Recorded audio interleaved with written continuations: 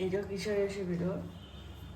এটা হচ্ছে আম তেল, মানে লবণ আচার, ঝাল আচার, লবণ ঝাল টক আচার, মিষ্টি নয়। দেখাবো তো সামনে। এগুলো 3 দিন রোদে দিয়েছি, লবণ হলুদ মাখিয়ে 3 দিন রোদ খাইয়েছি। লঙ্কা দিয়েছি, এই তেলটাকে একটু গুঁড়ো দিয়ে দিলাম, হিঙের গুঁড়ো। এটা গোটা হিং গুঁড়ো করে থেতো করে দিলাম, এর টেস্টটা বেশি ভালো হয়, ফ্লেভারটা খুব ভালো আসে। কেনা গুঁড়ো যে হিংটা থাকে সেটা গন্ধটা আসে না।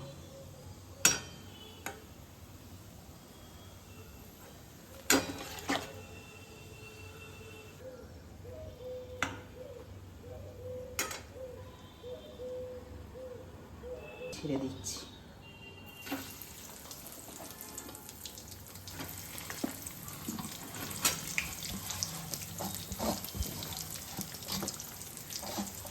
কাঁচা আম, অল্প লবণ হলুদ দিয়ে রোদে 3 দিন শুকিয়ে নিয়েছি।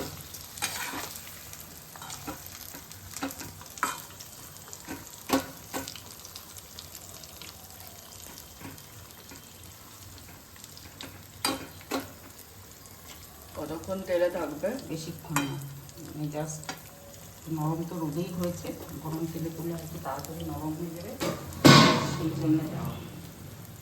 গ্যাস অফ করে দিয়েছি। এবার এর মধ্যে মশলা বানিয়ে রেখেছি। মশলাটা আমি বলছি কী কী দিয়ে মশলাটা করেছি। মশলাটা দিই, চামচটা নিই।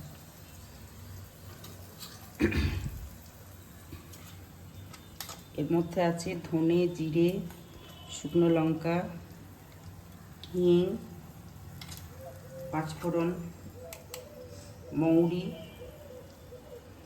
শুকনো লঙ্কা, দারচিনি, লবঙ্গ, গোলমরিচ।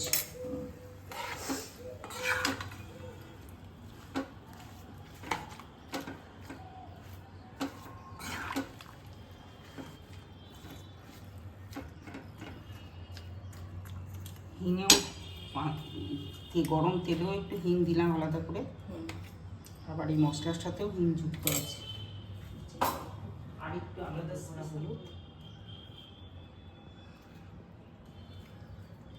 কালারফুল হওয়ার জন্য একটু ভালো একটু হলুদ যোগ করলাম।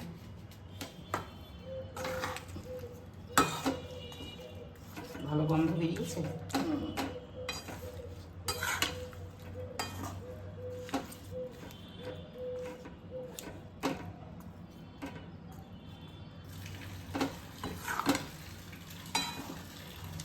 এটা একটু লবণ যোগ করতে হবে। লবণটা স্বাদ অনুযায়ী যোগ করতে হবে। একবার দিয়েছি আমের সাথে, কিন্তু ওটা যথেষ্ট না, মশলা পড়লো আরও আর একটু লবণ লাগবে। লবণ টকে লবণটা টানবে। টক আম কিনে বানাতে হয়, সারা বছর সংরক্ষণ করে রাখা যাবে, খাওয়া যাবে। কাঁচের পাত্রে ভরে রাখতে হবে, মাঝে মাঝে রোদে দিতে হবে, কিন্তু ফ্রিজে রাখার জিনিস নয়।